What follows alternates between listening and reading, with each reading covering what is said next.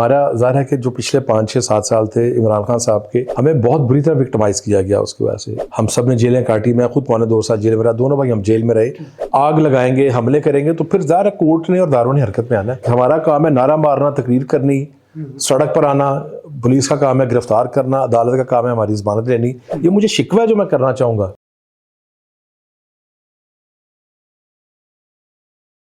अस्सलामुअलैकुम, आप देख रहे हैं टीवी टुडे और मैं हूं आपका मेज़बान राहिल मुआविया। नाज़रीन, मेरे साथ ख्वाजा सलमान रफ़ीक साहब मौजूद हैं जो हेल्थ मिनिस्टर हैं पंजाब के और बड़े एक जो है ना वो बड़े सियासी घराने से इनका ताल्लुक़ है। ख्वाजा साद रफ़ीक साहब के छोटे भाई हैं और इनकी तरफ बढ़ते हैं, बात करते हैं कुछ सियासी, कुछ इनके डिपार्टमेंट की बातें होंगी। जी अस्सलाम वालेकुम। वालेकुम अस्सलाम, आप खैरियत से हैं? एक तो आपका बहुत शुक्रिया रहील भाई, आपका टीवी टुडे का। Sir thank you. आप मुझे ये बताएं कि ख्वाजा साद रफ़ीक साहब के बारे में आजकल दोबारा से खबरें चल पड़ती हैं, वो पहले भी चलती थी, अभी भी चल पड़ती है कि वो जनाब नून लीग छोड़ रहे हैं, तो क्या सदाकत है इसमें? जी, वैसे बड़ी हैरानी की बात है कि ये बात क्यों आती है। एक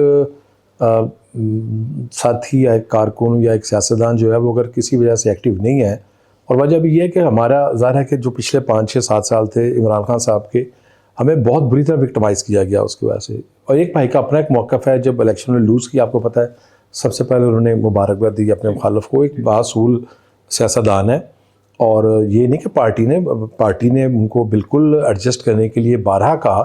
शहबाज शरीफ साहब ने बहुत कोशिश की, मैं उनका शुक्रिया अदा करता हूँ। मुझे शहबाज साहब ने ला के कहा, लेकिन भाई का मौक़िफ़ था कि मैं पार्टी के साथ हूँ, मैंने कोई ज़िम्मेदारी लेनी।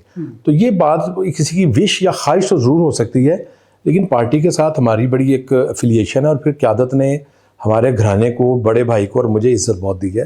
तो असल चीज़ इज़्ज़त होती है। फिर हम इस बात पे कन्विंस हैं कि मियाँ नवाज शरीफ साहब हैं या शहबाज साहब हैं या मरियम बहन है, ये लोग मेहनत कर रहे हैं इस मुल्क के लिए, तो एज ए पॉलिटिकल एक्टिविस्ट हम समझते हैं कि ये बेस्ट ऑफ द बेस्ट है, तो हम उनके साथ हैं। सर, ये जो वक्त जा रहा है, आपने मुशर्रफ दौर भी देखा और उस वक्त एक बहुत कड़ा इम्तिहान था सियासी वर्करों के लिए।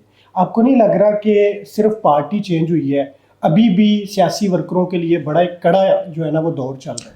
सियासी कारकुन की तो हमेशा ही उस पर सख्त वक्त रहा है, और ये आज से नहीं है। अब थोड़ा सा अगर अयूब खान साहब के दौर में चले जाएँ तो मेरे वालिद ने 3.25 साल जेल काटी है बहालपुर में, और वो 2 जेलें थी। जो उनकी लॉन्गेस्ट जेल थी वो 2.25 साल की थी बहालपुर में।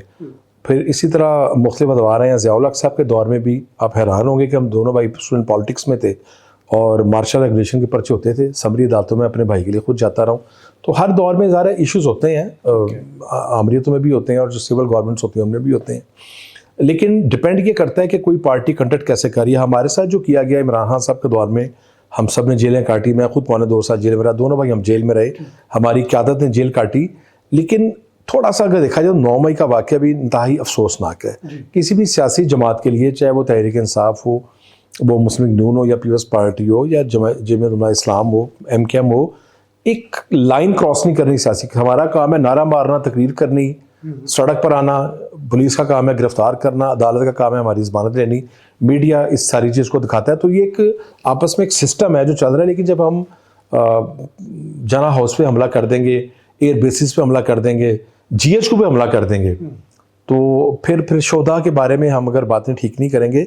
देखिए, आइन के तहत फ़ौज, पुलिस, रेंजर सब ताबे हैं, मुझे इस पर कोई बहस नहीं, लेकिन जो लोग जाने दे रहे हैं, जो बच्चे, हमें उनकी भी तो इज़्ज़त करनी है ना। अगर हम अपने बच्चों की और अपनी फोर्सेस की जो कुर्बानियाँ दे रहे हैं, रोज़ आप देखें, अभी पता लगता है कि 4 फ़ौज के जवान शहीद हो गए, फलाना कमिश्नर अफसर शहीद हो गया, पुलिस के इतने लोग शहीद हो गए, रेंजर के इतने लोग शहीद हो गए। बच्चे तो हमारे ही हैं वो, तो हमें फिर अदारों की रिस्पेक्ट भी करनी है और एक दायराकार में रह के हमने अगर इख्तलाफ करना, जब दायराकार से हम बढ़ जाएंगे और हम शर पसंदी की तरफ जाएंगे, आग लगाएंगे, हमले करेंगे, तो फिर ज़ाहिर कोर्ट ने और दारों ने हरकत में आना है। सर, तहरीक इंसाफ में सारे ही लोग तो ऐसे नहीं हैं, कुछ लोग यकीनन ऐसे भी होंगे कि जिन्होंने 9 मई की मजम्मत भी की, उन्होंने समझा कि जिन्होंने कानून को अपने हाथ में लिया है, ये बड़ा एक जो है ना वो घिनौना काम किया है, और इसके बावजूद वो अगर पुरअमन रहे और अभी भी वो पुरअमन तरीके से अपनी ही जमात के साथ रहकर सियासत करना चाहते हैं, तो उसके बारे में आप क्या देखते हैं? नहीं, देखिए, उनको ना पूरा राइट है। मुझे एक बंदा बताएं जो 9 मई के वाक़े में मुलव्वस नहीं था और वो अंदर है।